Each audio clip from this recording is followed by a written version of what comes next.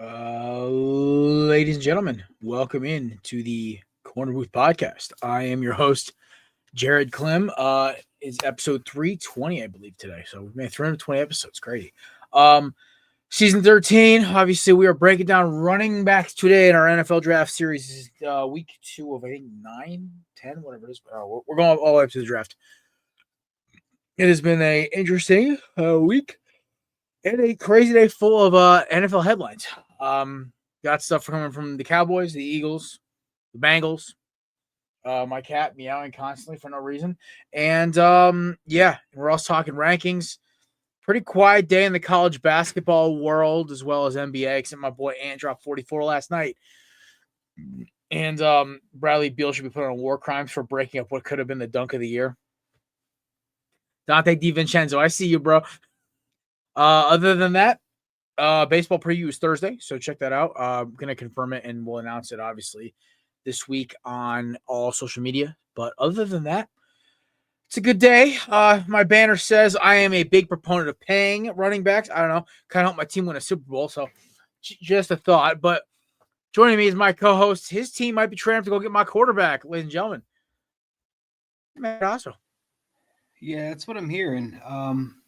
I don't know. I was just reading something while you were doing your intro on Josina Anderson was saying that there's anonymous team in the top 7 picking in this draft. A quarterback coach from that team pretty much said that Shedeur Sanders came off as a very, I guess, I don't know if he said like arrogant or selfish. I'm paraphrasing. I'm not quoting. Pretty much didn't like him during the interview, which I will say he's been very respectful towards reporters and media and everything like that. So it was a little bit of a surprise to me. However, it's very specific, right? Top 7. You're not saying top 10, top 5, top 7. Who picks 7?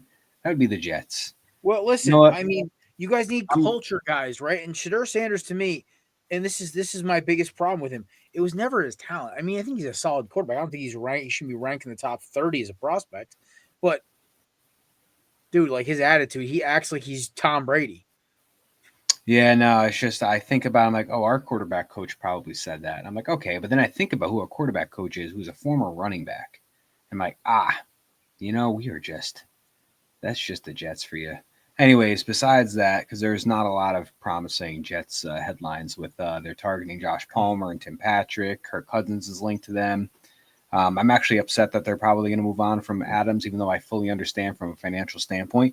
But John Cena, of all people, John Cena went heel this weekend and became the bad guy for the first time in 23 years. We have this is probably the second greatest thing I've ever seen since Hulk Hogan went to WCW and went to the NWO and became a bad guy.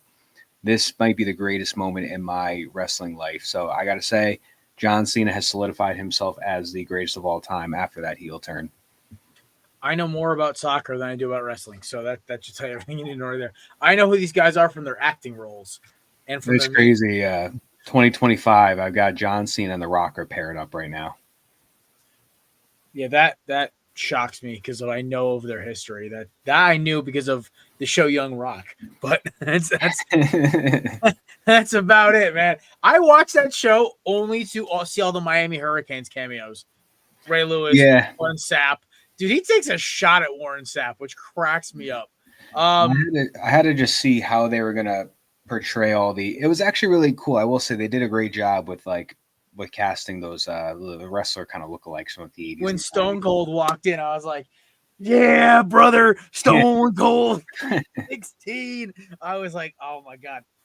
One of my favorite, wrestler actually is one of my favorite interviews of all time on Pat McAfee. It's Brock Lesnar. I think, Matt, this is right when you joined the show and that interview happened. I was losing my mind during that interview. Like, dude breaks a table. He does like an amazing Stone Cold imitation. I was like, this is great, man. Yeah, it was great until he was heavily linked to that sexual assault lawsuit against Vince McMahon. So Brock Lesnar's probably no more, even though I'm really upset about it because that was an amazing character. But the details that came out about it, if it's true, you can't put that man back in the spotlight. No, you cannot. We got to talk about the elephant in the room. Philadelphia Eagles designated Darius Slay for a June 1st cut. Now, Slay did say he's not out ruling coming back to Philadelphia on a cheaper price. But basically, they had no other options. He was going to be $13 million against the cap if they let it run. Well, they did this like 2 years ago, right? What? They did this a couple years ago, right? They re-signed him after the 2022 season, so he got his title. It was a 3-year deal. I knew he wasn't playing the full 3. This is his last year. He said this multiple times in multiple interviews. He only wants to play 1 more year. Him and his wife and his kids, they just want to go relax.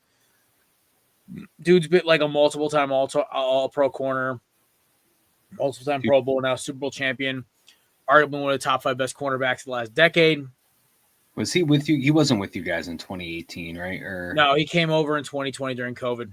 Okay. All right. Hey, listen, he got his ring. He's going to be in the Hall. Honestly, I would if he doesn't come back to Philly, I would love him to go back to Detroit because they have a real shot at winning, and him to get back-to-back chips would be great, or at least losing to us in the NFC title game would be great. Just don't go to KC or Buffalo, please. Yeah, I'm the only one that cares about Buffalo. Darius, I feel like it's going to be the 3 teams that guys brought up. There's 4 teams I could see him going to. Cincinnati, because they have nothing. They basically have me, Nate, and you playing corner. Number 1. Except for Cam Taylor-Britt, but he's nasty, but he's also like an out-of-control human. Detroit, because they're going to lose Cam Sutton, which may not be the worst thing in the world, because I do feel like he's not a good – I feel like he got in trouble for doing something very not good. I think so, too. Yeah, Nate, you looked it up first. Oh, by the way, our producer is here. Hi, Nate. Hi. Happy Monday, guys. Hope y'all doing Monday, well. Bud. We're doing good, buddy. Yeah. Yeah, if you could look up what – because I know Cam Sutton got in trouble. Yes. Last offseason. I cannot remember what the charges were. But then on top of that, they said the Raiders because they have a lot of young corners who could use some guidance. And then they said the Lions, and I'll throw in the Eagles because hometown discount. He would even come in to be a backup for $4 million, depending on how much gas he got in the tank. It's domestic battery. Yeah. Okay. Woo. Yep. All right. There's your answer, kids. I could see that topic. I could see the Raiders if he's not really caring about winning because he just got his ring. He solidified his career. Like we all know, this man's going to be a Hall of Famer. He might not be first, but he's going to be second. If a guy like if Eric Allen gets in, Darius Slay will definitely get in. There's a lot of people that are in that others should be in if they're in. So he like you said, may not be a first ballot. He's going to eventually get in. He'll be first. Like, listen, it took Dawkins 2 terms to get, which is insane to me. A top 10, a top 5 all-time safety. It took him 2 tries to get in. Terrell Owens, I think it took 2 as well. Yeah. I mean, the NFL voting is so weird. I could see the Raiders if he's interested in just kind of maybe having a fun year kind of thing. He's like, I got my ring. I don't need to win, but I would love to see him back. He's not going to sign until July. He's going to take the offseason. Him and his lovely wife, Jennifer, are going to go enjoy themselves. By the way, hilarious Twitter follow during the regular season. She's hilarious. But the amount of smack she talks is very, very, very, it's an A+. But he's going to wait. He wants to see which teams make which moves. Like, we don't know what the Raiders doing at quarterback. Justin Fields, honestly, we might have nailed that in the head there, Maddie. We got a little smoke screens by the whole Matthew Stafford's leaving. Oh, my God. He's going back. And apparently Aaron Rodgers is going to go take out the Giants organization. He knocked out one in New York. He's got to pick us the other. But can I ask about that, if you don't mind, boss? I was going to ask Sure. Matt this. It's been bothering me since yesterday. Matt, so here's the thing. When I heard Rodgers and Devontae possibly coming to New York, I got really excited. As did I. But then, so am I wrong for saying, like, we'd be, like, really good with him? Or is it just, like, the whole, like... You'd be solid. Like, now the Cowboys are the worst team in that division. But based on what we saw the past couple of seasons, is it, like, am I just, like, maybe dreaming too big? Or is it just, like, am I... I don't know how to feel, you know? New York, okay, so let me just say something. Sure. These 2 teams are carbon copies of each other. One elite receiver, a bunch of interesting talents. I guess the Jets have a better running back core. Braylon Allen and Breece Hall are great. Yeah. But both don't really have good tight ends. Both have good pieces on defense, but they're not complete. I guess the Giants have a better offensive-minded coach, but your offensive lines are both terrible.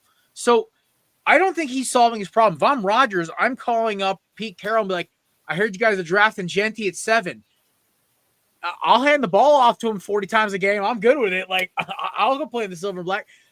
If I'm Rodgers, I do not go to New York. I refuse because that is career death. That is exit.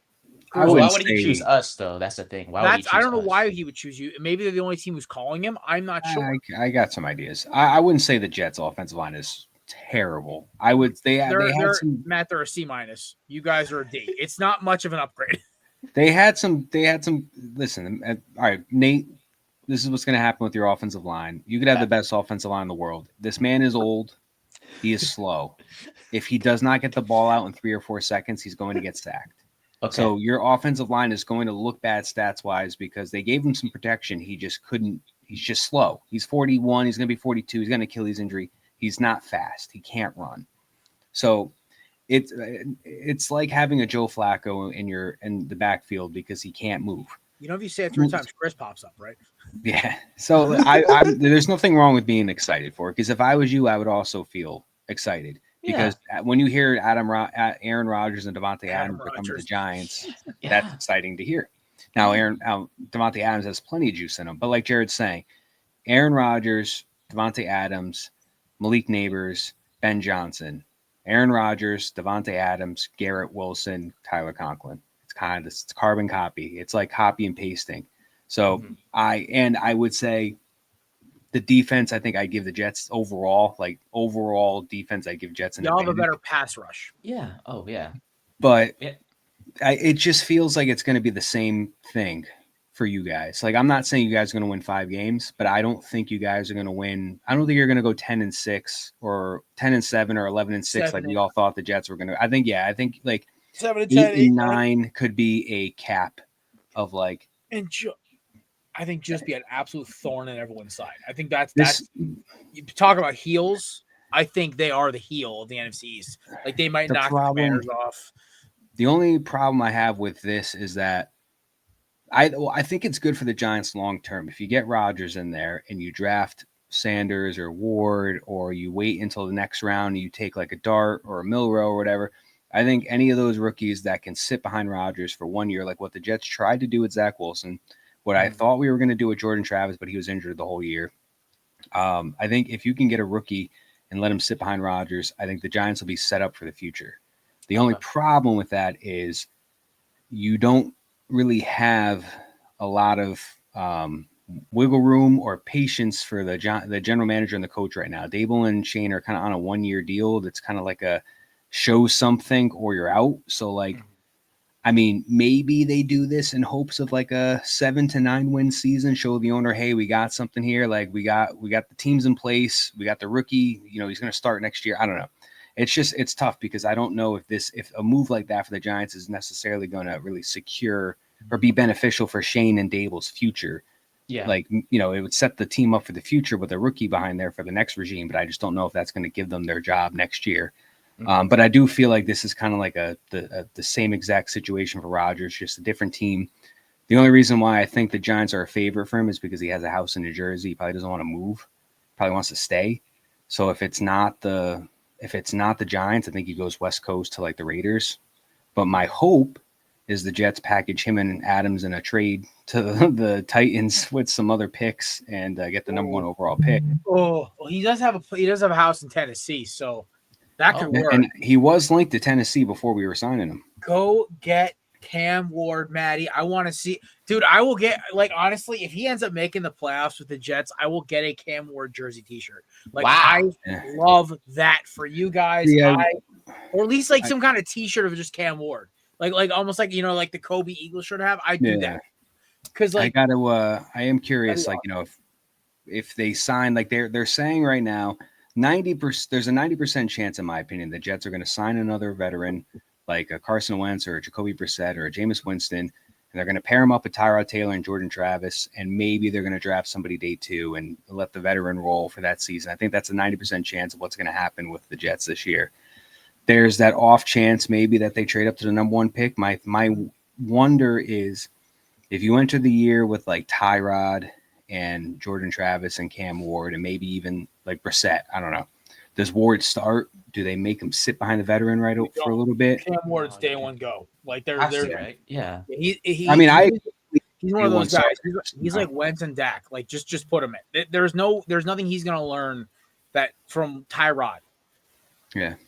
But what scenario do you see him maybe starting the season on the bench though? Like, do you see a scenario where that does happen? If he has a rough training camp, that's the only that's the only way I see him. Like if he struggles in training camp, like if he's throwing across his body all the time, he's doing all the things that did kind of make him not a complete number one pick. Like Cam Ward is the best quarterback one of the better quarterback prospects I've seen in a while.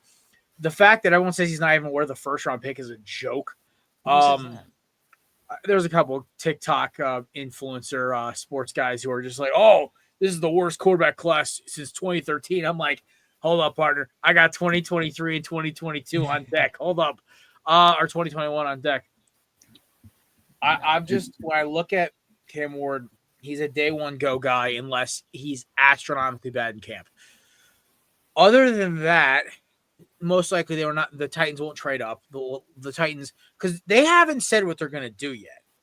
Like, they could still take Cam Ward. Like, everyone's got to realize, like, hey, like, Cam Ward, there was a lot of smoke back in February. Hey, Cam Ward's going to the Titans. That's their guy. And then, like, all this Abdul Carter's popped up from ESPN. I guarantee that was Adam Schefter getting fed stuff by his agent. I guarantee that's what would happen. Because they don't listen. They're trying to move Harold Landry. It's like, yeah, but they can also go sign Josh Sweat. Like, there's a bunch of different stuff that can happen right now. We're not going to know until free agency starts. I would love the whole, like, it's probably like a 15-20% chance of even happening, if that. But if the Jets could somehow send Rodgers and Adams in a package down to Tennessee with maybe like their 7th round pick this year, their 2nd round pick, and then next year's 2nd, or whatever the case is, I would love for that, obviously. And then the Titans, they get Rodgers and Adams for a year. You add Adams to that core with Ridley and Burks. Boyd and Burks. Hops in Kansas City, but oh, that's right, yeah, duh.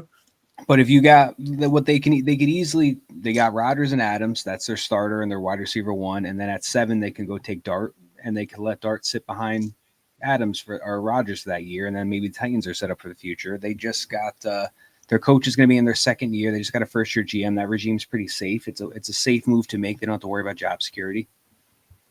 So honestly, they could probably get Dart in the end of the 1st round if they really wanted to, or early 2nd. Yeah. Like, it's not – the thing is, like, everyone's trying to talk about Dart didn't look that great at the Combine, but the only person who looked worse, and I think I got to start doing the Irish celebration to Jake, because I said Will Howard was not going to be a good prospect, and he looked awful at the Combine. Oh. And I just – and, like, I love all our TikTok lovers out there. Shout out to McAfee, because McAfee put something up. I was like, oh, God.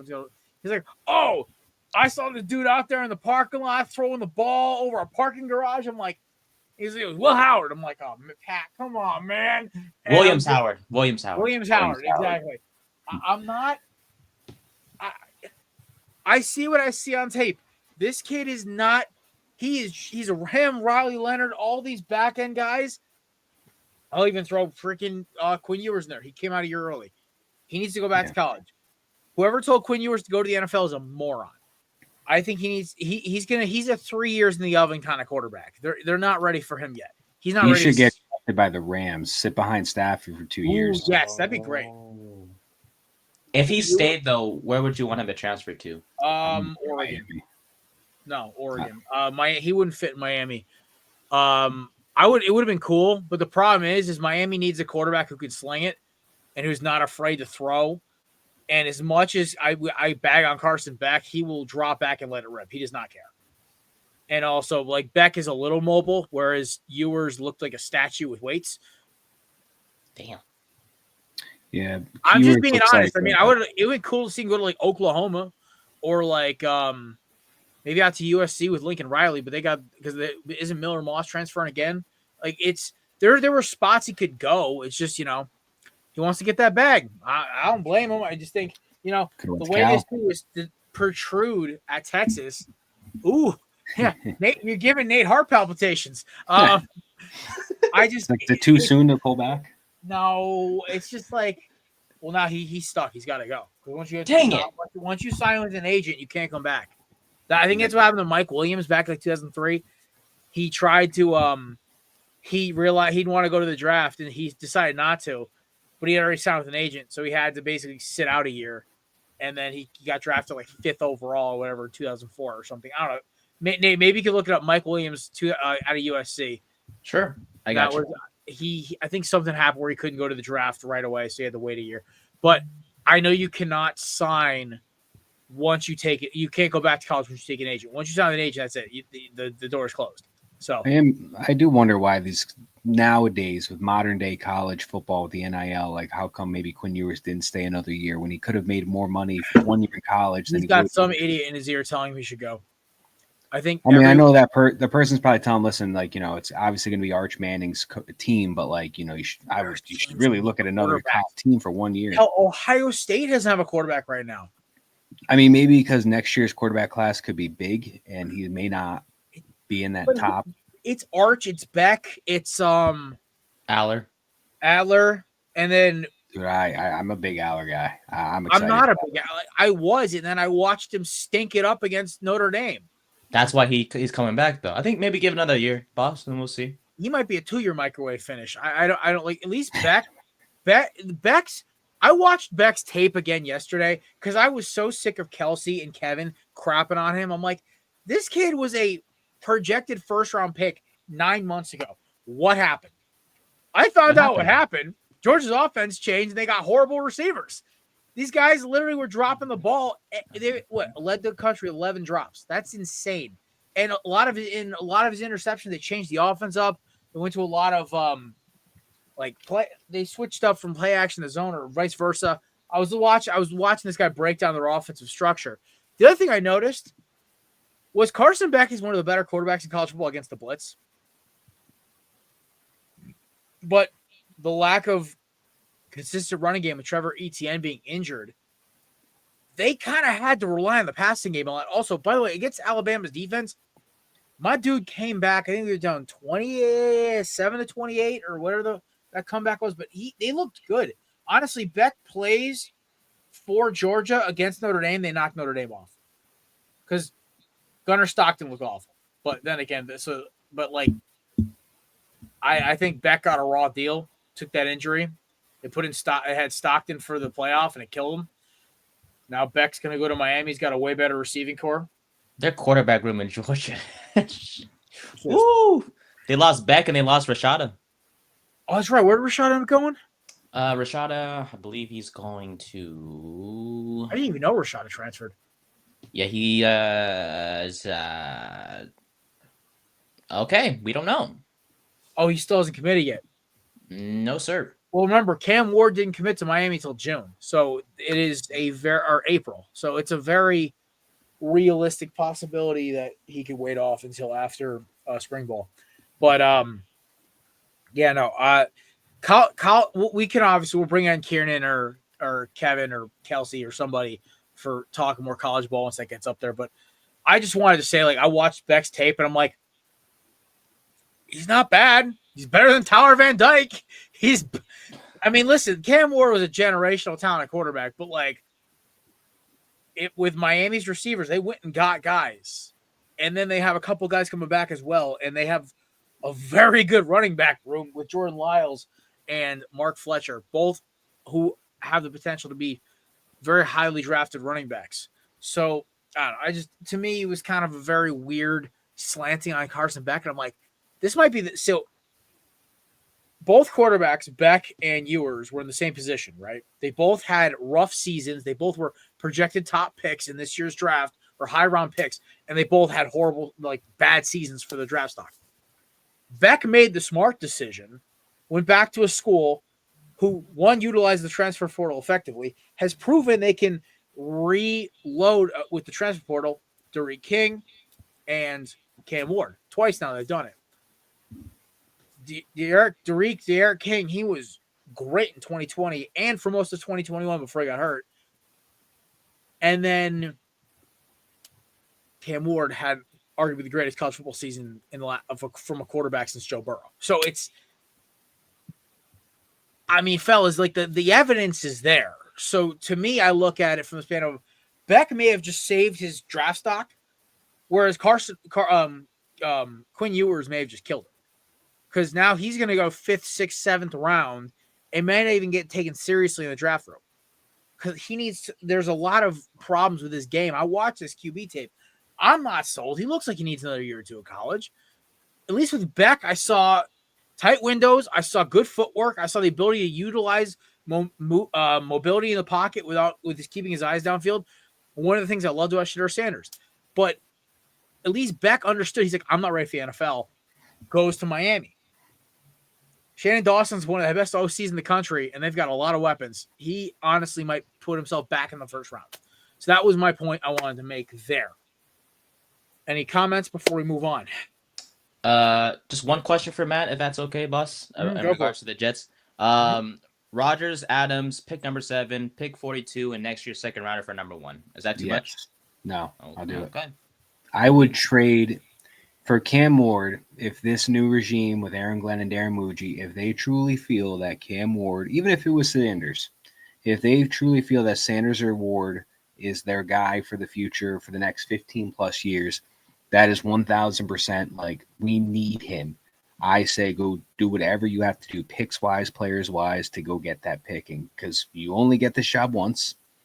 And if you're the Jets, you may only get this right once. Why not be that once, So, listen, I trust, I trust this regime so far. I like Aaron Glenn, just the way he's been carrying himself and how he speaks on his players and stuff. So if they believe Ward is that guy, do whatever you have to do to get the one. I don't care if it's 3 first rounders. Do what you got to do. So the draft day trade? The draft day trade, yeah. David Putney. Or no matter what, kid. I want Cam Ward and David Putney. Some tidbit of information that came out about an hour ago, which is probably not going to make Nate happy, but per Rich Eisen, apparently with Matt Stafford, the Giants hit with the money and the trade compensation that the Rams wanted in return for him. The deal was all set and done until Stafford backed out, decided to stay with LA for less money, and I guess Joe Shane even went as far as to hire Stafford's brother-in-law on the team. I guess they believed that it was really going to happen, and he decided last second he was going to stay with the Rams for less money. I'm not going to say anything. Okay, but here's the thing. If you don't, I'm going to be nice. No, it's okay. I don't mind you saying it. Whatever you're going to say, boss, say it. But like for me, it's Joe Shane. It's that the thing is the Giants have a winning culture most of their time on this earth. Brian Daboll is a great coach. Your GM is a moron. But am I wrong for saying that I didn't want him in the first place, Stafford? I mean, he would have not been a bad idea because here's the thing is Stafford in a decent free agency. You guys have okay cap space. You let a couple of guys walk with Malik Neighbors. That pass rush, you get a couple okay cornerbacks. You win a division. You develop a quarterback behind him. He walks. He kind of does. Maybe he's a great quarterback. Maybe you guys get Dart and he turns into like a Pro Bowl quarterback. You kind of have to a lesser extent, Smith to Kaepernick or Smith to Mahomes transition instead of a Sam Bradford to Carson Wentz where he's got to basically hoist the entire roster up. So I'm saying there was a possibility where it could work. The problem is I don't think guys take your culture seriously while you still have Joe Shane. Because I think everyone remembers Hard Knocks. That there's a reason it's going to be North Carolina. I hate that. But it's the thing is like the Giants made that mistake. And I wish I had the foresight to warn you because you understood what I was talking about. But something fell off. And I was like, the offseason, why do they want to expose that? Yeah. I can see, for college, that makes sense. College, that's cool. Because you get the recruiting, you get the traveling, you get the offseason workouts and the programs, all that stuff, because all of it's above board. There's no weird egos and all this negotiations. But with Saquon, and I was thought, okay, the Giants are being respectful. I knew everything was screwed when they called Saquon on the phone, on camera, and said, hey, we're going to let you walk. That's basically, and I said this, I was talking to this, these guys listen to our show, actually. They're running a cheesesteak truck outside of a brewery my boys were at. They were both Giants fans. It was a Philly cheesesteak truck, so I was kind of grilling them a little. I'm like, I'm an Eagles fan. I love going to Philadelphia. I love the steaks, cheesesteaks down there. So I was grilling them a little bit. And we were chatting, and I said, I'm like, Seago, what's your opinion on the whole on this whole thing? They were kind of grilling, making sure I had cred, right? So I was kind of talking about the salary cap and everything else. And I said, listen, the biggest problem is your GM basically said, hey, sweetheart, I want you to go start dating other dudes, and if it's not working for you, come back to me. That's basically what he said to Saquon Barkley. So it went from the Giants, drives a nice, sensible Toyota Camry, nice, decent, like $80,000 a year, house with a decent mortgage, low interest rate. And then she goes and, Saquon goes and equivalently meets drives a Lamborghini, owns 3 houses, one in the Hamptons, one on the coastline, and has a credit score of 850 and has more investments in business than it knows what to do with. Oh, and he also has a charity that rescues puppies. Like that's basically what happened. Like I don't know how to word that any better. I said a lot really good when I was at the food truck, but that's basically my captain, and that's like my top tier Don Perignon analogy right there. That's basically what Joe Shane did on television. Yeah, I just wish now that you say I wish you weren't I was so excited for us to be on that show, but just after all the clips and the criticism, I know you don't like Shane. I still like him. I get why he let Saquon go, McKinney go, all this stuff. If I could go back in time, would I want to change things?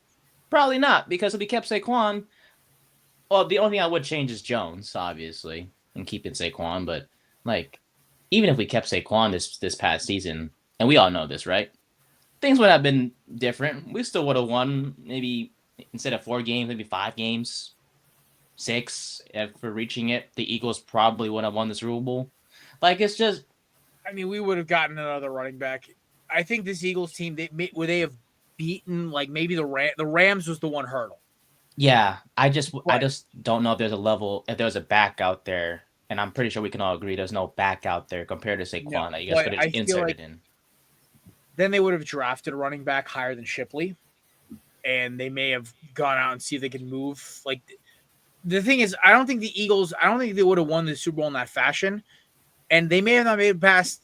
Sean McVay was on McAfee today, and this annoyed the hell out of me. He was like, oh, it's really chapped my ass when they went and stomped through the Commanders and the Chiefs. And I'm like, brother, you needed to hurt our quarterback and it to snow to keep in that game. Because last time I checked, before the snow came down, we were moving the ball on you guys. So I want Sean McVay to get a heat check a little bit, because the Rams were good. They gave us the best game out of anybody all season besides the Commanders in week 15 when they knocked Hurts out. So I don't even count that. But and then the Falcons and the Bucks, basically the Eagles basically steamrolled everyone else.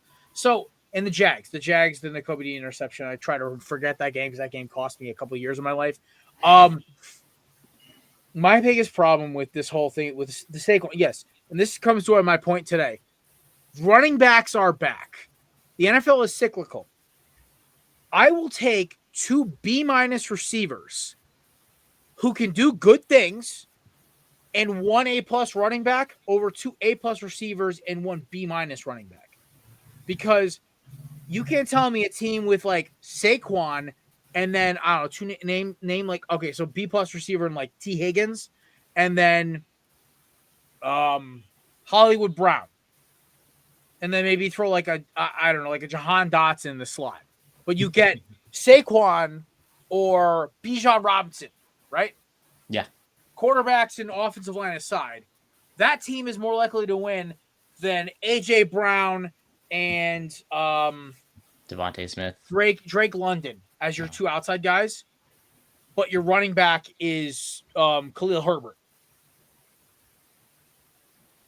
or Miles Sanders. So, listen, I'm telling you right now, I've been on the pay the running backs train since 2021. You want to go back and look at the tape? Me and Kevin argued about this for hours on this show. Running backs are back. And with that being said, ladies and gentlemen, a perfect way to segue, we are getting into running back rankings. I did so much damn research the last 2 days. I wrote my beautiful mind notes and everything. I watched 10 different running backs tape. There was one prospect I actually gave up because I was like, why am I watching this? How is he ranked higher than one of my sleepers? And I realized, because my sleeper had to share a running back backfield with 6 other running backs. That's why. All right. So we're starting off. I'm going to go with my sleeper. And this isn't even fan bias. I have just never seen a running back like him before. And then he ran an even better time at the combine than I thought he was going to. That's Damien Martinez out of Miami. Listen, not many running backs can share the backfield with a guy like Mark Fletcher, who I think it was the 1,000-yard rusher, a freshman All-American candidate, and Jordan Lyles. Also, Chris Johnson Jr., who's a burner. 4 different running backs got carries at Miami, plus the fact that Cam Ward ran a pass-first offense. The dude still ran for 1,000 yards and showed me a lot of great ability to catch the ball out of the backfield, run between the tackles, run outside the tackles. The biggest things I loved, he's a true power back. He's not going to beat you off the edge. That is not his game. He runs downhill. He's got great contact balance, like stupid, like maybe some of the best I've ever seen in the draft. Like I watched the kid out of Iowa today a lot because I wanted to like what makes Caleb Johnson good. Damien Martinez does all the same stuff, but he's a better receiver. Insane ability to accelerate the top speed. Like I was blown away by the fact that he was in fifth gear by fourth or fifth stride. The 5'1" 40 at the combine was amazing to me. I think the biggest reason why he is like the 12th ranked running back is because he had to share carries the entire season. He wasn't even the primary back for half the year. It was Mark Fletcher, who probably next year's draft will be a top 10 pick. Top 5 running back prospect. So we do this next year. Hopefully it's the 3 of us. Maybe one more. Who knows? Mark Fletcher will be in this conversation, no doubt. But my biggest issue, like an Amarion Hampton, where we all have him in our top 5. The biggest problem with Martinez was like I said, he went into a loaded backfield, and Shannon Dawson likes to rotate his guys. That's why he was so far in the draft. But insane power, his leg drive blows me away. When you look at it, he breaks tackles and runs through. He has 6 defenders hanging on him, gets an extra 5 yards. That translates to the NFL because they're still bigger dudes. I think he's a good 4th-round team. I think a team like who has an established running back who could use a decent backup. And this is like Philadelphia could use one. Buffalo, Kansas City, teams that have an established number 1 but could use a sledgehammer to be your number 2. That is something I think Martinez is going to be. I think eventually, like a year or 2 behind, like a grade A back, maybe get a new contract, he turns into a David Montgomery, who is just pro comp to me. I get big David Montgomery vibes. He's a little shiftier than Montgomery. Maybe doesn't have the elite top end speed, but excellent receiving back. And I actually was impressed with his blocking this year at Miami. I had a front row seat because I watched every snap this year in Miami football, but I left out Devin Neal, and everyone's going, "Where's Devin Neal?" I'm not impressed. I'm not. His 40 time was average at best. It wasn't great, and he doesn't do anything well. Like he's not a bruiser, so that's why I left him off this list. We're going now to the honorable mention. That'd be Caleb Johnson out of Iowa. I'm not as high on him as everyone else is. I like everything he does, but there's 5 other running backs who do it better. That's what bugs me. So I'm going to be straight up with you guys quick. Vision is solid. Like Damien Martinez, he hits his top speed within 4 or 5 strides. He's a downhill runner. I didn't like his 40 time at the combine. Kind of bugged me a little bit. His contact balance is good. Very Zach Charbonnet-esque. I kind of was the vibe for me. Little less size than Charbonnet, but like kind of the similar type of style. He's not going to beat you for 50 yards unless everyone falls down. But he's got enough speed where he's going to get you 5-10 yards of carry. He's a good number 2 back. Number 5, I have Dylan Sampson out of Tennessee. I was waiting for the breakaway run in his highlight tape and his regular tape, and I saw him get caught from behind multiple times. There's a reason he did not run. I am not sold on his top end speed. I think his speed is a little over exaggerated. I still think he's a very good running back. Got exceptional lateral quickness. He's 5'8", so he's a little hard to take down. He's very sturdy. He drives his legs well, similar to both Johnson and Martinez, like I mentioned. He's very shifty. My comp to him was Darren Sproles meets MJD.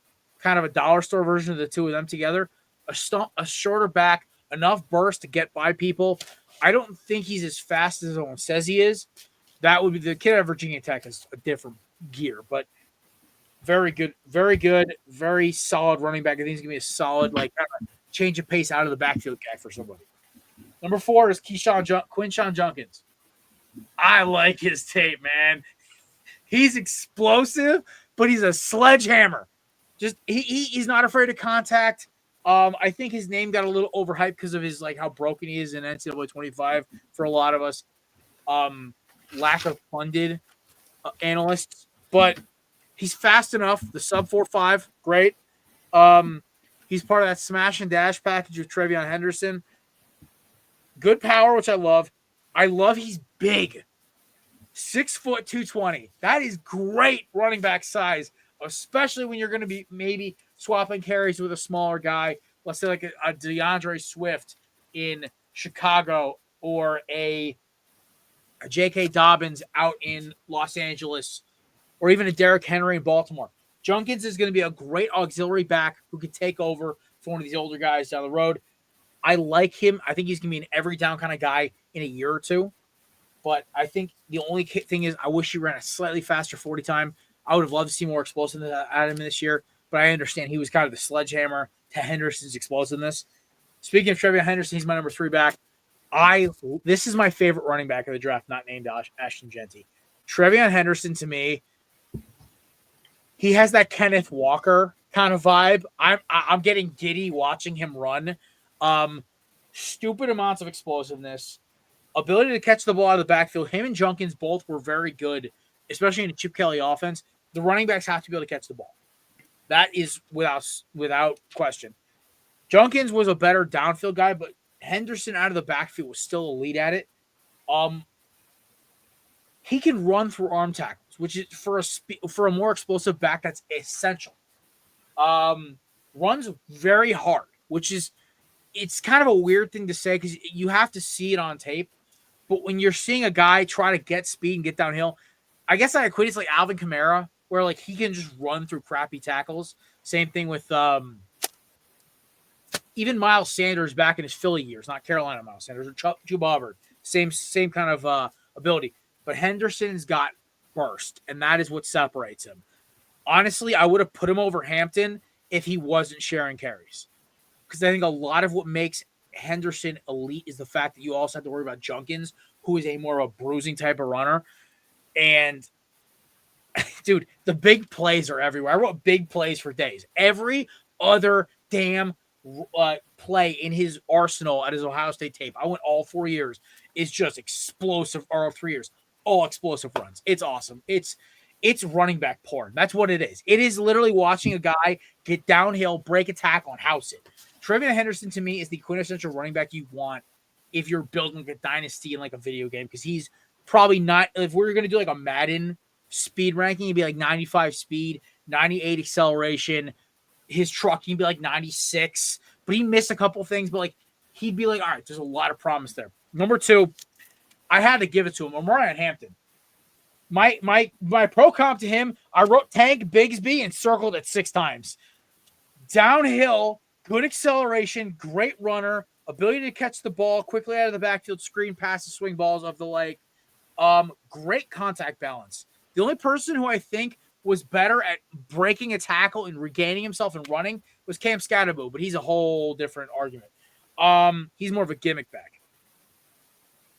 Great power.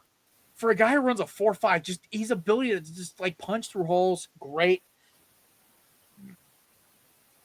But the thing that stood out the most to me was the ball carrier vision was Le'Veon Bell-like, where he could see, move, jump hop, and get through a hole that wasn't even there. Let's be honest, North Carolina was not a good team this year. Their blocking scheme was okay at best. There's a reason none of their guys are even in the draft conversation yet for offensive linemen. We'll talk about that later in about 3 shows. Omarion Hampton played great. He was getting downhill. Where is with Caleb Johnson, I saw a lot of big open spaces from the run through. Hampton was squeezing through holes the half the width of a door, and I was very impressed. So that's why Hampton's my number 2. And number 1, is there any question who it is? I just wrote all grades for this tape. Breakaway speed, A-. Contact balance, A+. Shiftiness, A+. Ability to catch the ball out of the backfield, not available because Boise State didn't throw the ball out of the backfield a lot. Ability to change direction, A+. Ashton Jeanty checks every box. Okay? I am happy that he is going to be the number one back off the board because I love the fact that he is going to just be a nightmare to bring down. And if he goes to a team like the Raiders, who, with Pete Carroll, want to run the football, I think that's the best fit for him is the Raiders. I think at number 8. If he goes to the Cowboys, I think he's going to have a rough time. He's going to play 3 elite run defenses off the rip. Because last time I checked, Nate, you guys are, I think, number 4 against the run. We were number 2 or 1, and I think the Commanders were in the top 15, or top 20. I think Jeanty going to the Raiders is an amazing combination with Pete Carroll. I think that he's going to have a Marshawn Lynch-like career. I didn't even put my comp to him was Zeke years 1 and 2 mixed with he's too shifty to be Zeke. That's the problem. D'Angelo Williams. I think Zeke meets D'Angelo Williams. That was my comp for him. Just shifty, explosive, versatile, hits every box. He's probably the running back prospect I've watched probably since I think Gibbs. I'm just blown away by it. Nate was 12 when D'Angelo Williams was in the NFL. Nate, if you don't, Nate, you know who D'Angelo Williams is though, right? Yes, sir. The Carolina back. Go watch his early Carolina tape. It's just even his Memphis tape is crazy. But that's my top. Did watch tape on Scatterboo. It was interesting. I love how the guy who's on the cover of NCAA 25 is going to be a 6th round pick this year. Donovan Edwards. Oh my! He should go back. Barely ran a 4. Pina Hillis on a Madden cover. Yeah, barely ran a 4.4. And then on top of that, the other running back I looked at, I was kind of I'm like, why? I wasn't a fan of Neal out of Kansas. I was trying to look for what are people seeing? And it's it's the same reason everyone's oh, it's the same. It's why I don't like backs at Khalil Herbert. They are the running back for the generation of 2010 to 2023, where committee running backs were great.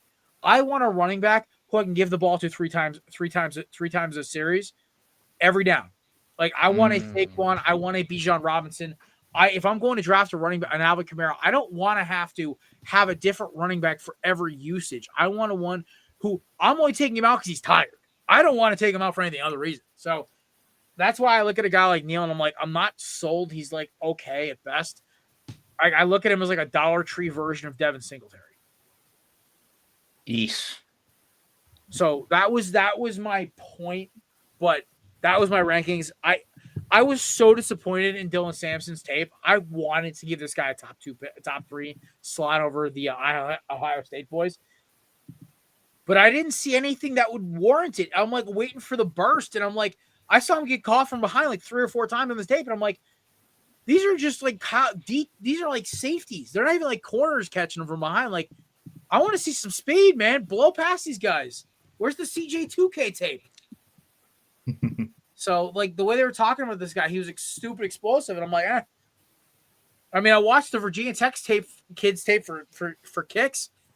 I saw him blast past guys. I'm there ain't no way nobody's catching him. So that was my opinion there. Fellas, what do you think of my rankings so far? I liked them. I thought you had some pretty good rankings. I think we kind of have similar lists, maybe slightly different placements, different mentions and sleepers, but overall I agree. All right. I want to hear yours now. All right. So start with my honorable mention. I'm going like you were just talking about. I'm going Dylan Sampson out of Tennessee. He's a 5'8", 200-pound back. He's smaller with his height. He's a solid inside runner with good burst and speed. He's got efficient short yardage back with adequate instincts, and he run after contact ability is pretty good. The only issue with that is that he is a better inside than outside rusher. He's not frequently used in the passing game. And he's got some ball security issues. Thank you. Listen, Tiki Barber had some ball security issues. He figured that out, and he had a very good career. So it's not impossible. But he's got a lot of work to do. He's very talented and project. I'll label him as a project running back that that could benefit very well with a system that requires 2 running backs and not just one.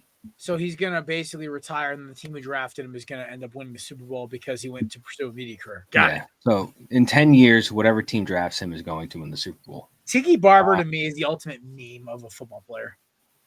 Yeah, that didn't age well. Yeah, what are you going to do? All right, my sleeper, so I will say he's not in my top 5. However, he is probably one of the most exciting prospects that I am looking at running back this season and the draft. We talked about him a little bit. Cam Skattebo. I like Cam Skattebo. I'm excited. I want to talk about Cam Skattebo, so I'm happy you brought him up. I think he's going to be a very exciting and electric player in the NFL. He's not going to be a high pick, obviously, but this kid has heart that's unmatched. I mean, he's 5'11", 215. He's a great size. Arizona State, muscular frame running back with excellent footwork, solid speed, and tackle breaking. Extends run with ease. He can be a 3-down back with yards after contact on swing passes and has solid reads on blocks. Effective receiver. Some other things, though. Durability could be questioned due to the amount of collisions he absorbs. Needs ball security improvement. Needs to ease up on lowering the shoulder. Focuses a lot on just being a square rusher. And if I had to compare him to somebody, I think he's a little more physical Kyren Williams. Yeah. No, Kyren Williams was explosive, though. I would say who's a good like, I'm trying to think. I was gonna say like a less top end speed, but more like springy Jonathan Stewart. That was my vibe for him. I like how we're going a little back to Nate's. We're going back. Like, listen, like guys, like running backs are like not always dime a dozen. Like they're like Tank Bigsby for him. I'm like when I made my comparison for Amari and Hampton, I was like, I'm kind of getting like.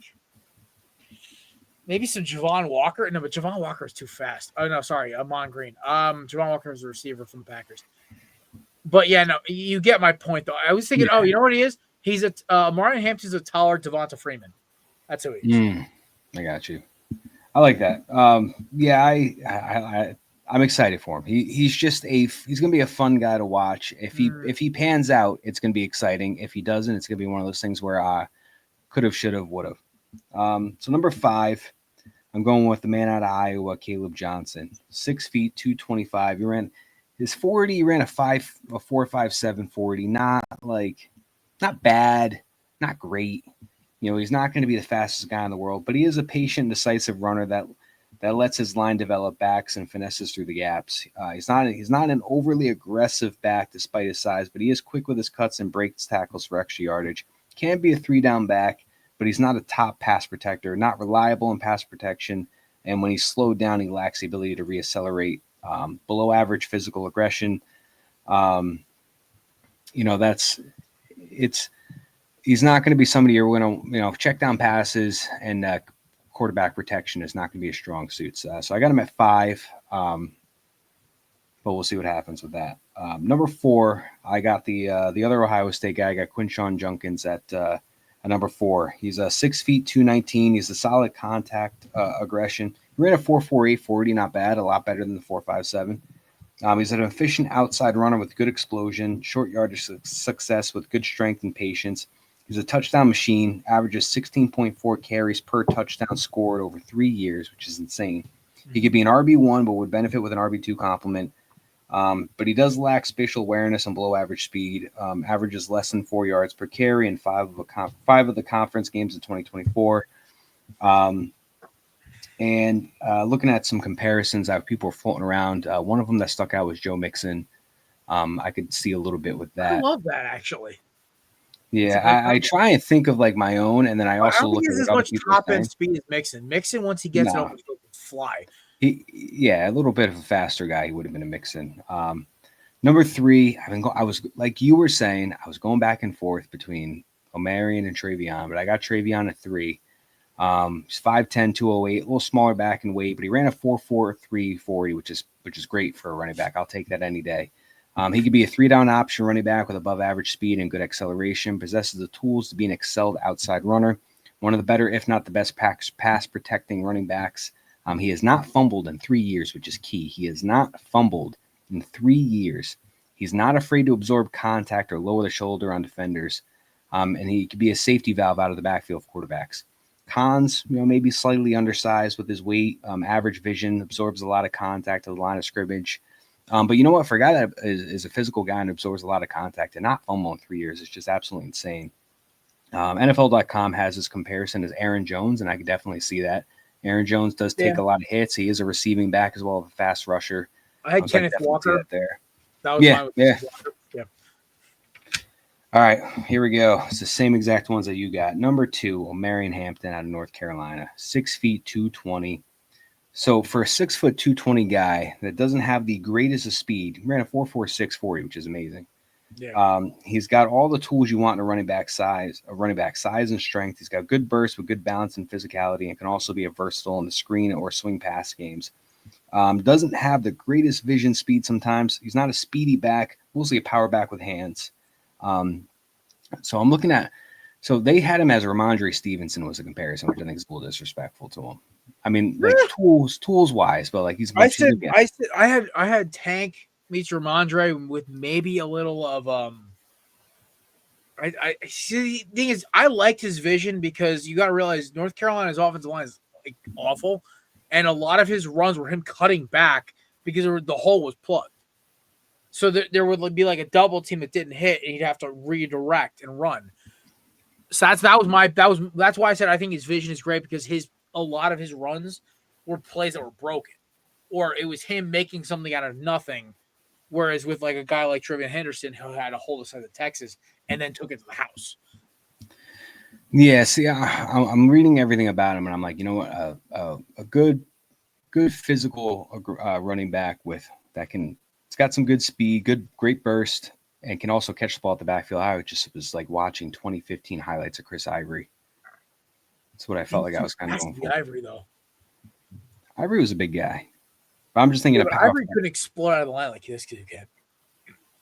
He was a little slow off the handoff, but once he got past the line, he was out. He's a long strider. That was my other note I put in. I just didn't mention. He's a very long, like once he gets to the corner, Matt, that's when I was like, okay, this is where he hits the gas. It's there was a running back like that when we were kids. I was gonna say he's got a little Larry Johnson in him. Larry Johnson, that's a pull. Kansas City Chiefs, 2005. Nate, go look it up. The kid was an animal. Michael Turner. No. If anything, Michael Turner is his own generation of a running back. Yeah, he was insane. All right, number 1, obviously, we all are going to have this guy as number 1, Ashton Jeanty. I mean, there's no doubt about it. He's a first-round talent. He's the best running back in this draft. He is a little smaller in height, 5'9", but he's 215. He had a 7.15 grade for the draft. And if you look at the NFL.com's chart, 7.15 is pretty much a Pro Bowl talent with the potential of being an all-pro kind of guy. And I think that's exactly what he's going to be. I think he's going to be better than just a Pro Bowl talent and a potential all-pro. I think he's going to be an all-pro. He's got great vision, quick feet. He's got a fast burst out of the gate that defenders may have a difficult time trying to read. Great yardage creator. He's had 9 50-plus yard runs in 14 games. Potential generational running back. I guess if there's any cons, he's almost too quick and explosive to where there's almost not always enough time to let the blocks develop. Does need to work on his ball security a little bit. Smaller back. It's going to be facing some big defensive linemen and some strong linebackers. And like you said, we don't really know what his passing game is like, because Boise State wasn't a huge, dump off to the running back kind of team. Comparisons wise, looking at what Lance Zierlein was saying, LaDainian Tomlinson, it almost feels like LaDainian Tomlinson meets the speed of Darren Sproles. I think he's a little faster than Sproles. I had ETN, Walker, and then I threw in what's his face. The shiftiness is what throws me off. I haven't, because Walker and ETN are downhill backs. So I was trying to think of a running back who is like just you're almost, I don't want to say shady, but like he has like the ability to change direction and just keep getting downhill like LaShawn McCoy, which I was just like, I was clapping my hands. Like I was showing my dad his highlight tape before while we were sitting in the kitchen. I was like, this is probably gonna be the number 7 draft pick. And then he goes, wow. I'm like, yeah, he just doesn't go down and he just keeps changing direction. So I'd say a little shady level shiftiness, but has that Walker ETN, like get the ball downhill. There's no sideline to sideline. Nate, I know you got your graphic up there. I'm excited to see yours, brother. It was very different from you guys. Wow, you really are high on Devin Neal. I am not. I kind of want to hear like this one. him. I do like Neal a lot. Talking about a guy who joined Kansas when they were literally rock bottom, like they were really bad. But he was really productive there. He helped them reach their first bowl game since 2008, his sophomore season. Had that 224-yard performance in 2023 against Oklahoma State. That was a good game for him as well. And then had 16 touchdowns his senior season, over 1,200 rushing yards, and he broke multiple school records throughout his time there at Kansas. So here's the thing for me is I like his first step. He has a quick first step. Has his breakaway speed on tape. It does show. He does have great breakaway speed. He had 115 runs in his career of 10+ yards. So he's got some speed to him. Nate, one quick note. I did not have Devin Neal anywhere near my top 7. That is Dylan Sampson. You're missing at my number 6. That's what it was. I was like, this guy said that. Well, it was. We kind of had them all a little jumbled. I had Junkins at 4. I had Johnson at 5, and then I had 6 was Caleb Johnson. Okay. That's all right. Listen, buddy. The fact you cranked this out that fast is impressive. Yeah, I We'll do it next time. We'll be better next time for sure. Sorry, we got wide receivers. Fellas, we got wide receivers next week. We better step our game up. That's going to be good for sure. It's wide receivers plus NFL free tampering period day 1. It's going to be a nightmare next week's show. Oh, that's going to be fun. My God, I can't wait. Fellas, you better crank your caffeine. We're going to be it's going to be a 2-hour show. But yeah, so for me with Neal, he has a good one-cut ability. He has patience. And he's how should I say this? He has he will stay on the field. He played 40 consecutive games without missing time due to injury. So he has the ability to stay healthy. Compared to Henderson, who has battled injuries in 22 and 23, that kind of scares me a little bit with him. The thing with Neal is he's not a true receiving threat. He can be erratic with his decision making at times between the tackles, which was for me. But we're talking about a change of pace back who he can't be an instant splash early in his career. But he has a well-rounded skill set. He can be a good pass catcher. He just needs time to develop there. I think he can be a feature back in the right system, but early in his career, he's going to be a change of pace back. But I like his speed. I have him over Henderson, like I mentioned, because of injuries. I feel like honestly, Judkins should have stayed another year. That was my thought too. But I feel like he's so physically gifted. Yeah, he can kind of get away with it. Whereas I feel like a guy like Devin. The problem with Devin Neal is he up top clearly has all the running back traits, but his physical traits aren't there. That was my issue. Yeah. So I think that was my process or my thinking process there was with between Neal. It was so tough. I think we can all agree that just ranking these running backs as a whole was just tough in general. We'll release the correct graphic in a little while. But honestly, buddy, your opinion on Junkins is kind of I got it. Kind of just. The problem was I looked at 12 different running backs tonight. I was like, you know what? As much as I looked at from the perspective is the whole DK Metcalf conversation. What can you do versus what you can't do? One, I can drink this smoked Oktoberfest. Phenomenal. Never thought I'd ever like this, but it's very good. That was why I made that face about 20 minutes ago. What can every running back do for me? We know what Jeanty, Omarion Hampton, Caleb Johnson, and Trevin Henderson, we know what they can do, right? Sampson barely made my top 5. Honestly, there's about 7 other running backs that draft. If the Eagles draft Sampson, I'm like, no. I would rather have Henderson. I'd rather have Scatterboo. I'd rather have Damien Martinez or the kid out of Michigan whose name is literally escaping me right now. Donovan Edwards. You know what? What can you do for me? I don't like how Dylan Sampson, who's supposed to be a speed back, is not a good outside runner. That bugs me. It's also, like I said, on his tape, I want you guys to go back and see how I'm crazy. I did not see him break away once if it wasn't 30 yards or under. Once he got past 40 yards, it looked like he was running out of gas. Kind of reminding you a little bit of almost like Jay Ajayi with the Eagles or the Dolphins, where he'd blast off through that line at rocket speed, but then you'd see somebody catch him at 40 yards, and you're like, where is this breakaway speed? Half the fact of having a speed back, and this is maybe a little topical, a little kind of almost trivial for me. if I have a back who's fast, I want him to do what Saquon Barkley does, where he busts it for 70, or what Jahmyr Gibbs does, where he's just too like. If you're a speed back, be a speed back, or I will go get a guy who's bigger than Dylan Sampson, like a Neal or a Johnson or a Martinez or a Scadaboo, who can get me 15, 20, 30 yards and then get tackled. I'm fine with that because you know what? He just abused half the secondary while doing it. One of the things I think people have to understand, speed backs are great because they can just basically like tire out your secondary, and they're always a threat to take it to the house.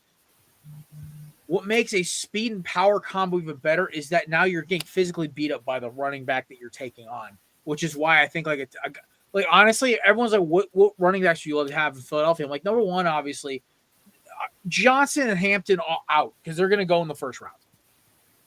The running backs I'd love for my Eagles to get as a back, Kenny Gainwell is probably going to walk in free agency. He's had 2 great postseasons with Philadelphia. He's a great backup. He's probably going to get a starting role somewhere. I love Damien, obviously. I love his power, I love his balance. I think he's a good back. He'd be a good backup role to Saquon. Obviously, wish list would be like Trevion Henderson. I love his explosiveness. I wouldn't mind Junkins either. I think he's very good contact balance. I think behind the Eagles O-line, he could run for like 1,000 yards easy. The other ones are like, I'm a fan of Donovan Edwards and Scadaboo because, yeah, they were college stars, but they have good like traits. I like the kid out of Virginia Tech as well. He kind of reminds me a little bit of Naheem Hines, who came out of North Carolina State a few years ago, played for the Bills and the Colts. Explosive, quick. It's the biggest problem to me. I don't want guys who are kind of like a one-trick pony, and that's that. I guess that's my big issue. I might be rambling here, right? It's just Dylan Sampson to me kind of reminds me of Donnell Pumphrey a little bit. Do you remember him? 2017 draft, San Jose State. Ran for like all-time record of rushing yards. The Eagles picked him up, and he literally couldn't even see the field because he was just an awful running back. I don't think Sampson's going to have that. But if you're a speed back, show me your speed. Beat guys off the edge. That was my biggest problem with Sampson. Honestly, if we do this ranking in a month, I may have him out of my list. I may throw in the kid at Virginia Tech over him or something. I don't know. It's not because I was a big fan of the NFL draft buzz. Oh, also Jordan James out of Oregon is another one I love.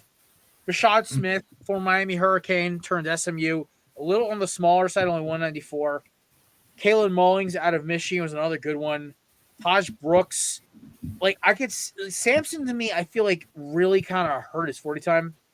Rocket Sanders out of South Carolina, another one I love. Ollie Gordon.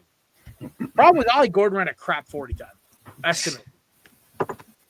I also shout to the draft buzz because they have estimated 40 times, which is interesting because they had Ashton Jeanty at a 4.42. Cool. He's gonna run out his pro day, right? Oh, he'll run. Yeah. Okay. I hope Jalen. Listen, I want to say something right quick. Jalen Milroe should have run unless he's hurt, which I get. He should have run at the combine because he probably would have clocked a stupid time. If he runs 4.5, if he runs a 4.55 or less, he's automatically now a second round pick, guaranteed. Now I'm not sure if I'm going to put him in the 3rd or 4th. Pro day, we'll see. I think quarterbacks but Nate, you got to realize, like scouts, my guys like myself and Matt, we've been skeptical. I've seen guys run a 40 time on a slant. They'll find a slanted part of the field to run their 40 on. It's a real thing that's happened before. So pro days have to, because the thing is what makes combine 40 times official is also, there was one thing where there's a viral clip going around where Calvin Austin reportedly ran a sub 4.2, but they didn't clock it till his foot hit the ground. But when he crossed the line, it was at a 4.1 something. Look it up. I'm not, don't play on the show right now. But some dude clocked it. I'm not sure if it's exactly true or not. But I was like, that's crazy. If that's true, I'm not sure how they do the lasering. Because if it's when they pass the line, then they may have effed it up. But if it's when they hit the foot behind the line, I don't know. But Ollie Gordon is the biggest disappointment to me.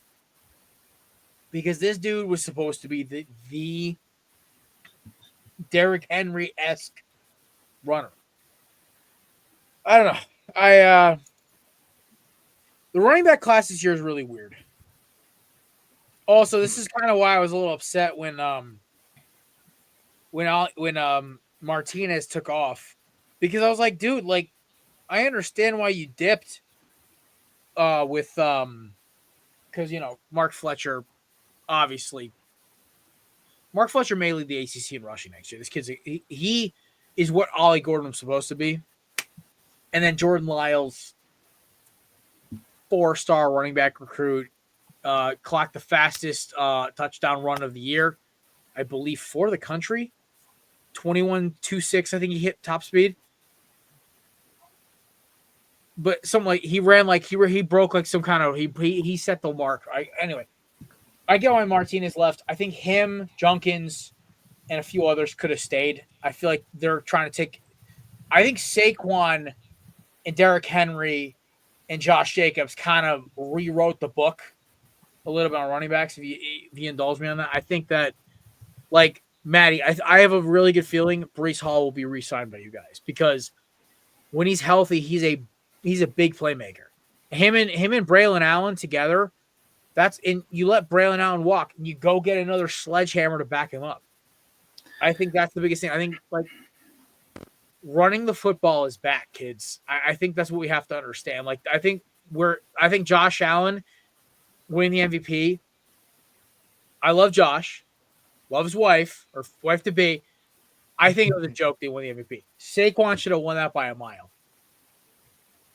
It wasn't even close. I'm sorry. The thing is, I understand. Like, some guy made this up. He goes, Josh didn't even have the best quarterback stats, and I get that. But, like, there's like a bunch of different arguments. But at the end of the day, like, Saquon Barkley put up 2 bills plus 13 plus touchdowns, and on top of that, like, half of his touchdown runs were like 50 yarders plus. Like, it's not like he was just punching them in on like Mike Tolbert runs. So I think we're re-entering a running back renaissance where, like, guys like Chris Johnson, Arian Foster, D'Angelo Williams and LaShawn McCoy suffered by this running back by committee BS that happened for the last 10 years. I think running backs are back because teams are realizing, hey, we can keep these explosive offenses off the field by running the football. So Jeanty going to the Raiders, great. Hey, keep Patrick Mahomes off the field. Chargers and go make a move. They go get a running back. They maybe draft another one too. Maybe the Chargers go get a Marion Hampton. Put him with Gus Edwards. That's a backfield, man. Keep Mahomes off the field. Hey, maybe your Giants go get Caleb Johnson. Go keep Hurts in the Barkley and Brown off the field. I think I think we're going to get back, not all the way to like what it was like 2004, Matt, and you remember the good old days. But I think we're going to get back to kind of like a 2009 through 2011 where, like, running the football was still essential. Like, you needed to have a good run. Like, if you had anything below like a Ryan Mack, you were screwed. Jamal Charles, Chris Johnson. Oh my God, Jamal Charles. That was good. You remember his 5-touchdown game and only one of them? Oh, yeah. Yeah. No, it's just he was out. The poor guy. He got his you know what's crazy is I didn't know this. Like, there's a bunch of stuff about him with special education. He's a big advocate for it. And I'm like, that's cool, man. I love when I see like guys like commit to a cause. Jamal Charles was a victim of they don't protect running backs. And this dude maybe weighed 200 pounds and got murdered multiple times over the middle by teams. Oh yeah. my God. Another one. He absorbed hits. Caleb Johnson. I figured it out. He's No Sean Moreno. That's who it is. That's who he reminded me of. No Sean Moreno won a Super Bowl with the Broncos. That's what it was. No Sean Moreno won me a fantasy championship like 10 years ago. He did. He won me. He got me set. He got me. He was my number 2 back in that year. He had and he was my waiver pickup. Dude, I grabbed him out of the last minute thing, and this was back when they had like Monty Ball and all that crap, and they still use Moreno the most. I was so high on Monte Ball. Dude, I was not. I'm like, dude, he's just a touchdown merchant. He's not Monte Ball. It wasn't Monte Ball. It was a different Denver Broncos running back. No. I was high on Devin Booker. Devin Booker? That's a shooting guard for the Devontae Booker? Devontae Booker, yeah. I wasn't because I watched him play live in college. I was like, dude, he's ass. Oh, man. I thought he was going to be like the next, like, just big time, just receiving. I thought he was going to be a dual threat. That was way wrong. He played for the Giants. Yeah, that's why his career died. Woo! I'm sorry, Nate. Last cheap shot I'm going to take tonight. Oh, guys, guess who I'm grabbing beers with tomorrow? Our former teammate, Dom. Oh, he's resurfaced. Oh, no. He's like, you want to grab beers tomorrow? I'm like, sure. I didn't even know you were still alive. I'm just kidding. He's living a nice, happy life with his new job and his beautiful girlfriend. They're having a good life. And I'm like, buddy, I appreciate you. I love you to death. I'm always going to bust his chops because I'm the one who told him to ask her. I was the one who told him to ask her out. Damn. True story. You playing Cupid, bro? Dude, no, it's what happens. I'm always the one who tells my friends to pull the trigger and just do it. Because, like, a lot of the time, I'm like, I'll probably end up dying alone. But, all my friends can be happy. That's a good consolation prize. All right. Anything else you guys want to talk about before we get out of here? Oh, by the way, shout out to the U and my boy Jimmy Johnson officially retired from Fox Sports today. Jimmy is I am not a fan of the Dallas Cowboys, if anybody's known that. But he is a Miami coach to me. This man has been on Fox Sports since 1994. He has been probably one of my favorite parts of that broadcast. And to me, Coach, you'll always be a member of the Miami family. Thank you for all you've done for football broadcasting. I really hate how bad you beat up my Eagles, and you said that you were going to beat Buddy Ryan's ass in the parking lot. Other than that, thank you for everything. You are a Hall of Fame coach in both college and pro. Enjoy your retirement. Well-deserved, well-earned. I'm interested to see who they bring in to replace him next year. It should be interesting. They got to have somebody with a little more intellect because, I love Gronk, man. But, Gronk is an intelligent dude when it comes to football, but it's coming out of Gronk, so you can't ever take it completely seriously. So that's that. Shots. Just want to give a little shout to Jimmy Johnson. I also didn't get a chance to say thank you to Darius Slay. Mr. Slay, thank you, Mr. Big Play Slay, for revitalizing cornerbacks in Philadelphia. We haven't had a good corner since Asante Samuel. It's been like a curse. Ever since we traded him to Atlanta, DRC was terrible. Kerry Williams, Nnamdi Asomugha, Ronald Darby was atrocious. Jalen Mills was okay as when you had Malcolm Jenkins back there. He was better as a safety. Shot Green Goblin. Bradbury had one good year and then basically dropped off the map. But we got you in 2020, and it didn't matter who we had across from you. Michael Jaquette or Steven Nelson or James Bradbury or now our boy, future pro, all-pro, Mr. Q or Cooper DeJean. You've been a mentor to all of our corners. You've been a leader in the clubhouse. I never got bothered when you used to say dumb stuff on podcasts. You know why? Because Monday morning you'd show up, you're a lunch bill guy as a corner. Hall of Famer in my book. I hope you come back for one more year. I understand why you wouldn't, but for all Philadelphia Eagles fans, I want to say thank you, Darius. You are one of the greatest corners in Eagles history, maybe the greatest corner in Eagles history, up there with the Eric Allens, the Asante Samuels, and the Lito Shepherd, Sheldon Browns. Thank you for all you did for this team, and thank you for helping us secure a ring. I think my favorite play of his all time either was the fumble recovery against the Broncos, where the ball is just kind of like rummaging around. All you see is number 2 take off a sideline for 80 yards. Or his his interception against Jordan Love this year in the playoffs, where it looked like he was the receiver. One of the best ball skill guys I've ever seen in my life. And just pure natural talent, and he just utilized it well. So, Hall of Famer in my book, no question. Darius Slay. Thank you, man. Thank you, old man Slay. We love you. My mother texted me. She goes, "Oh, Slay's leaving." I'm like, I know. My mother, the Eagles fan, she's all sad. I'm like, listen, I understand. I love Darius. I knew this was going to happen, though. Dude, corners past 33 are not a good investment unless your name is Charles Woodson, who is my GOAT of corners. Revis is a close second, and Dion. I have a weird cornerback hierarchy for me. I think Charles Woodson's the greatest corner because he was able to transition to another position and still be an all-pro, but that's a whole other conversation. Anyway, But yeah, thank you, Darius. I appreciate everything you've done. Thank you for making my 25th birthday not a complete shit. Because that was the first day of lockdowns during COVID. So that's how I spent my 25th birthday, basically going to a liquor store to buy beer and then sitting at home playing Xbox.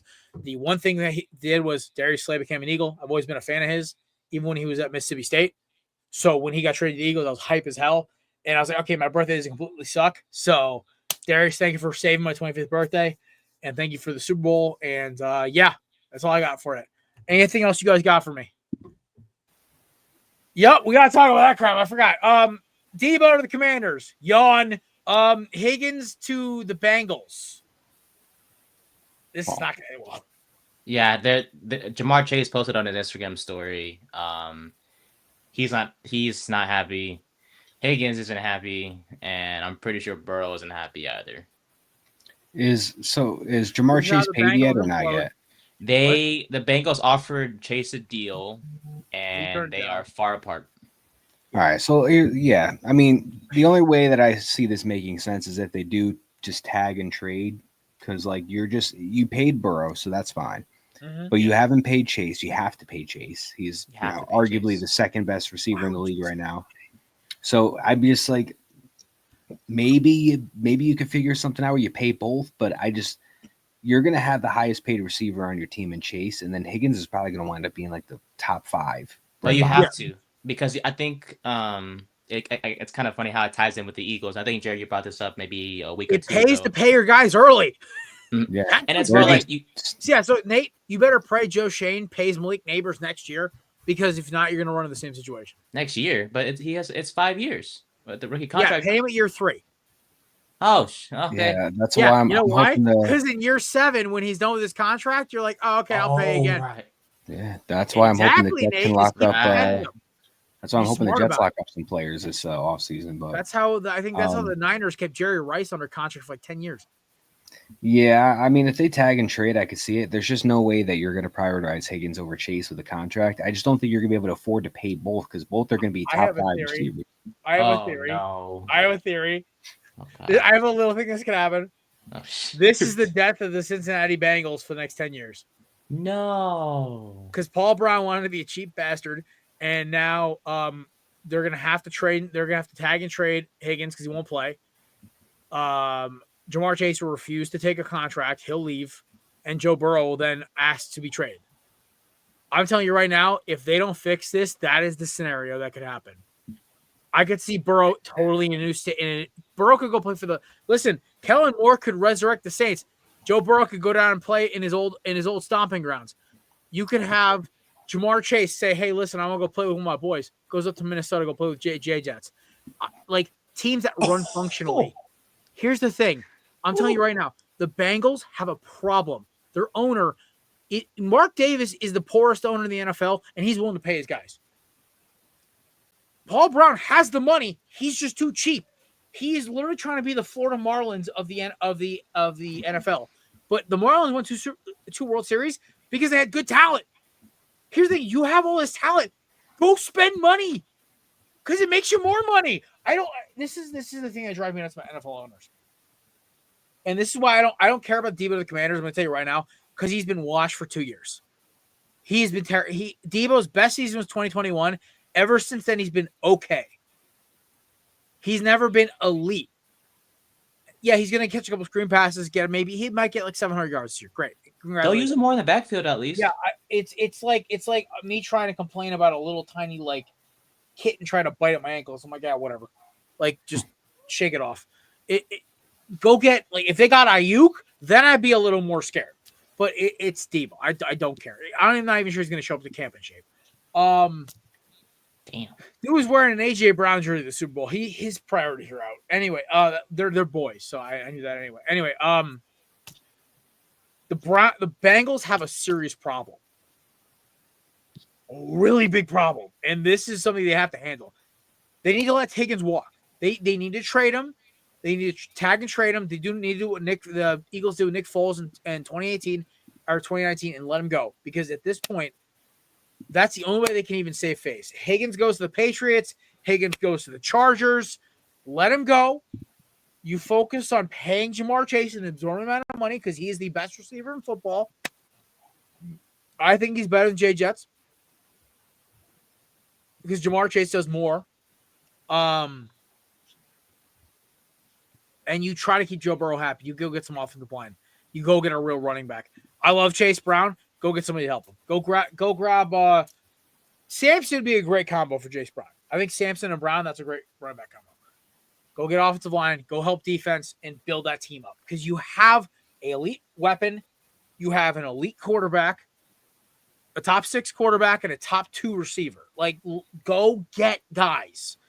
I understand why you can't pay Higgins, but tagging him is the dumbest possible scenario. All right. 2 questions, if that's okay for you. It's a different topic. I'm sorry, I'm done ranting. I got. No, you're good. Hey, Godwin to the Patriots, possibly. Ooh. Godwin, yes. Godwin to the Patriots. I have a real feeling that they'll find a way to get him back at Tampa Bay. Okay. I very much doubt that he will not be wearing Buccaneers red next year. Matt? His injury is so nasty. I feel like they I don't think it's gonna cost him. I don't think it's gonna be expensive to bring him back. I think maybe test the market out a little bit, maybe find some common ground with the Bucs. I don't know. I don't really know if I see him anywhere else, but I don't know if I see him having the success that he's had with Tampa anywhere else. So I'm gonna say stays with the Bucs. I'll say he finds his way back. Okay. And then Michael Mayer is available for trade by the Raiders. The Eagles are a choice at tight end. I think they'd rather go draft somebody. Okay. Michael Mayer trade makes no sense to me. Like, there's like so many good tight ends in this draft. Even go get a guy like Arroyo out of Miami or the kid out of Michigan or Jason Taylor's kid out of LSU. There's a lot of good tight ends to draft in day 2, day 3. Why waste a draft pick going to get a guy who honestly was in Oakland? Yeah, I think untapped potential was what I think Michael Mayer is Michael Mayer needs to go to a team that is just good. Like the Eagles scheme needs guys like Dallas Goedert, athletic, can block, but are like kind of just they're physical freaks. Like that's why I like Mason Taylor. I like Elijah Arroyo. They're freak of nature athletes. We're not going to get a Tyler Warren. Tyler Warren's going to go in the top 20, but. Get Elijah Arroyo in the 3rd round. Get Mason Taylor the 2nd. Go get guys who can do something real. Like Elijah Arroyo, there's rumors his unofficial 40 time is sub 4.4 as a tight end. Now, I don't know where this. I heard this around X. I don't want to confirm it or deny it. It's all hearsay. But I've also seen this dude clock a faster MPH than Xavier Worthy. Elijah Arroyo, just Nate, if you want to watch something fun, go watch his highlight tape. It's something different. He is a freak athlete at tight end. I think he's even more of a freak than Kyle Pitts was. I think his biggest problem is that Miami was a receiver-centric passing game, but he got a lot of throws from Cam Ward because he was a good ball distributor. I don't think Mayer's worth it. I think a team like the Giants should go take a run at Mayer. You guys need a tight end badly. I think he'd be a perfect fit for you guys. He's big. He's physical. He can catch the ball well. He's versatile enough running downfield. That's my pick. I think a team like the Giants or even Matt's Jets would be great. So that is my thoughts there. Okay. I'm being dead honest with you though about Debo. It doesn't scratch my back. I'm like cool. It's another weapon for them. Which is a good thing. What Debo are they getting? That's true. That's the if they get the 22 version of Debo. 21, yes. You mean? 21. My apologies. Yes. Yeah. 21. If they get the 21 Debo, then yeah, it's like whatever. But yeah. And then Ward and Sanders are visiting the Titans this week, as you know. So I love Ward to the Titans. I love Ward to the Jets, and I love Ward to the Raiders. I think Shedeur is great for you guys because I think his ego and his ability to improvise with a bad offensive line works with your system. It's just a swag he. I like his. I'm not saying what doesn't have dude, swag. There's swag and there's being a jackass. I don't know where he fits in that yet. Yeah. But like, there's swag and stoicism where you have like the Joe Burrows and the Jalen Hurts and you have being a tool. I don't know where he is in that range. I'm yet to see. Listen, Sanders succeeding be great. He's great for the league. He's a star. But the fact that a team has said he came off arrogant, my biggest question with him since he left Jackson State. At Jackson State, I was rooting for them. I loved the whole Coach Prime thing. I thought it was fun. But then they go to Colorado and they turn heel like John Cena. But I'm like, y'all haven't even been good enough to turn heel. I'm bringing my baggage and it's Louis. Bro, you came from Jackson State. You're bringing your baggage and it's Eastback. Like, what the hell you mean? Like, yeah, Dion, you were a Hall of Famer. You were a top 3 all-time cornerback, no question. But your son's only played a D2 FCS ball. Shedeur put up good numbers.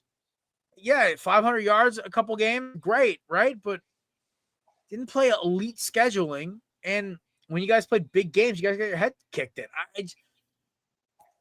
This is what I see. I take things at face value. Mm-hmm. When Miami lost this year, or when Washington State lost last year, Cam Ward was not the reason they lost. He was the reason they almost won. The defense. Miami secondary was abysmal last year. They basically had the 3 of us and then Chris playing corner. It was awful. I'll always remember the Cal game. It was a fun game for me to watch, man. When I texted you, I said F around and F around and find out. And you're like, what does that mean? I'm like, and I texted you after we won. I was like, that's what it means, Nate. Why are you talking smack? I love that. It was such a fun game to watch. I was like, oh my God, we're going to be the top 10 team. Well, and then you came all the way back. That was the week I lost my job. Okay. I had friends over for a bonfire that was scheduled months in advance. And I'm just sitting there, and they all left around like 10:15, 10:30. Because then I started watching the game. They all kind of started following out. So, all right, that's fine, great. I was drinking like 12% IPAs. I was trying to keep myself just because I figure if I just keep, I was already drunk from the bonfire, but if I keep the inebriation going, I'll be okay to make it through the stress that was that game. But then they had to make it ridiculous. And then Cam Ward and the boys came back.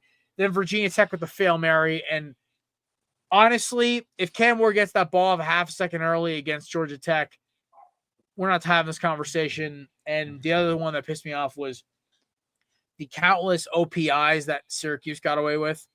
Like I counted like 7. Like I'm watching. I'm like, Miami wasn't good, but Syracuse was. I was like, the ACC wants Clemson in the title game. Got it. All right, bet we're in. That was what I said. I will call I hate the ACC refs. I do. I hate the conference. I hate their commissioner. I hate all of it. If they were smart, they would have put Miami in because Miami would have murdered SMU, or at least it would have been a high-scoring game, and Miami would have won. Miami would have gotten in and probably knocked off one of those teams. They were a second-round exit. There was no – they're not beating Georgia. They're not beating Texas. They're not beating Ohio State. Every other team, I think Miami with a punching chance, and you have the best quarterback in the country. Why not? This is why the ACC is going to be a folding conference, because their ownership is beholden to their Lord and God Debo. Do you want Miami to go somewhere? Sorry, Dabo. No, you're good. Wrong moron with a name who starts with a D. I hate both of them. All right. That's all I got. Maddie, you got anything else on this before we roll out of here?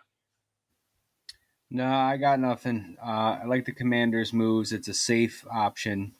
Option. It's a cheap option. It's a safe, cheap option. I like pairing him with Terry McLaurin. Plus, maybe they draft a young guy, or they get Luke McCaffrey involved. And the Bengals are going to be. I don't think this is going to get better. I think this is just going to be something that just gets worse in time because they're going to delay the inevitable. So yeah, that's pretty much my thoughts on everything we just talked about. They were literally a missed block from being Super Bowl champions in 2021. Let that sink in for a second. Yeah. If that block on Aaron Donald is even chipped, Ja'Marr Chase is wide open. That's a touchdown. Game's over. Bengals win. Go back and look at the All-22 from the last play of the Super Bowl, Nate, from 2021. Burrow, if he looks up and if he isn't running for his life from Aaron Donald, Bengals win the Super Bowl. Like it was Burrow. Chase was there. Yes, sir. Just need some time for protection, or need some protection. That's all you needed. Also, by the way, the going back to the Super Bowl and losing curse has been axed thanks to Mr. Hurts.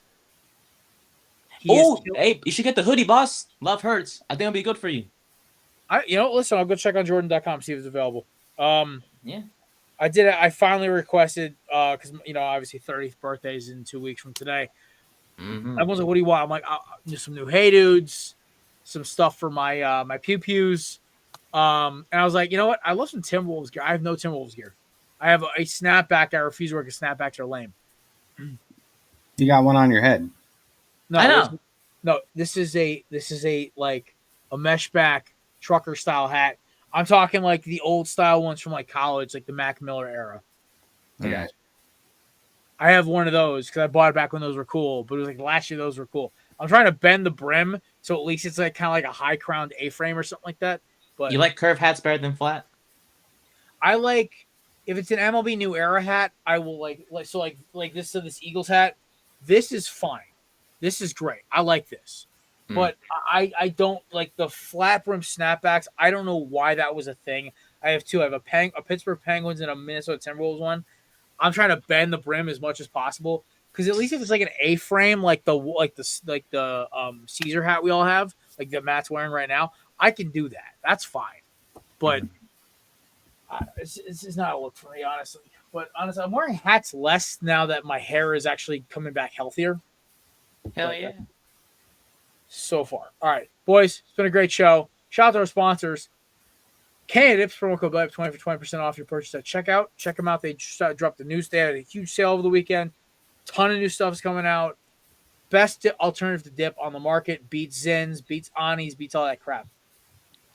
Righteous Felon, official sponsor of Subi Knows and Nate's Penalty Box. Official promo code is BELLYUP for 15% off at checkout. The best natural meat snacks you can buy on the market. And, of course, SeatGeek, the best seat ticketing app in the world. Promo code BELLYUP for $20 off your first official purchase. Subi Knows will be back on Thursday. We also have an MLB preview on Thursday as well. A lot of stuff to go. This is where it hits the fan, boys and girls. Also, wide receiver preview is next Monday. Oh, man, I'm off. My birthday's the offensive line preview. Oh, Lord. Why don't we do something else instead? Well, we can do tight ends, I guess. We'll do O-line and interior tackles together like we did last year. Yeah, O-line ain't fun. Okay, and that's no offense to them. It's the kid out of LSU and a bunch of other guys. It's not really. It's like kind of like, at least with the running backs, there's a couple sleepers, but like the O-line, we all know it's the kid. What's the kid's name out of LSU? Is it what's his name? Will Campbell. It's Will Campbell. Oh yeah. What color is he again? No, I had my Madden. Yeah, let everyone else download that mod in Madden. All right. Yeah. All right. Ladies and gentlemen, I'm Jared. That's Nate. That's Maddie. We'll be back Thursday for our baseball preview. It should be a fun time. Go Snakes. And yeah, hashtag Subi Knows makes his return on Thursday. Peace.